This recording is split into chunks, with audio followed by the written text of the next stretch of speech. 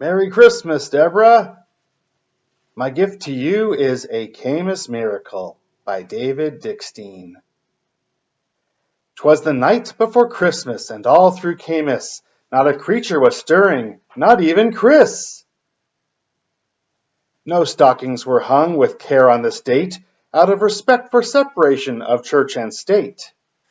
The crew of 8:30 was nestled snug in their beds, while visions of transforming danced in their heads. Consultants in their kerchiefs and state workers in caps had just settled down for long winter naps, when out from her smartphone there arose such a clatter, Deborah sprang from her bed to see what was the matter. Away to the laptop she flew in a flash. But the state-issued relic had a hard drive crash. The PMO chief lit up like her tree, but calmed down when at the door were David and Lee. They came over for fear that the client was fragile, but said all would be fine if the team uses Agile.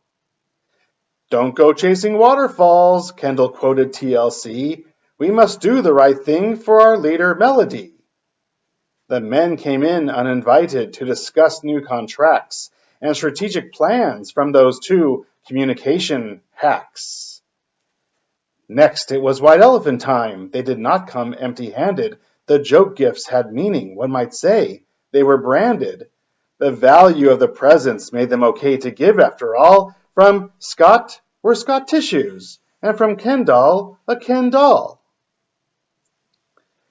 After getting their fill of Deborah's pumpkin pecan cake, the men quoted Santa saying, "Be good for goodness sake."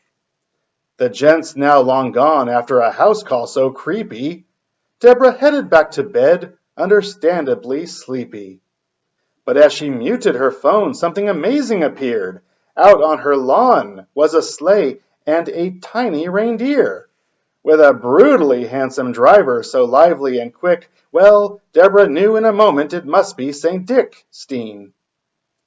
Clip-clop, Rob-clop, his reindeer they came, and the dude with the wild socks called them by name. On Nielsen, on Nancy, on Hatcher and Hicks, on Steve, on Mel, on Eileen Jacobowitz.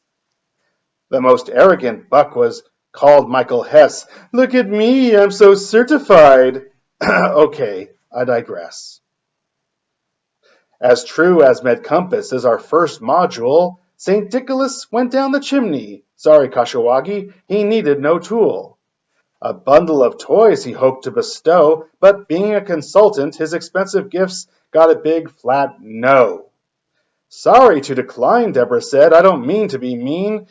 Now get out of my house, you're making a scene." So the rejected old elf promptly walked out the door, but not before he accidentally left something from a liquor store. Concerned yet curious, she quickly picked up the sack. "I'll toss it in the trash," she thought, "or somehow give it back." Second thoughts Deborah had when the gift was revealed, for the present was one that strongly appealed. It was a gift bottle of Dom Perignon champagne, something to toast when we innovate, transform, and sustain. The branch chief smiled and then said, what the heck. I won't uncork this myself. I'll regift to Bill Otterbeck. With calm now restored in the Cunningham home, it's probably time to end this Yuletide poem. So, be it Christmas, Hanukkah, Kwanzaa, or just a regular day, for peace and goodwill each of us should pray.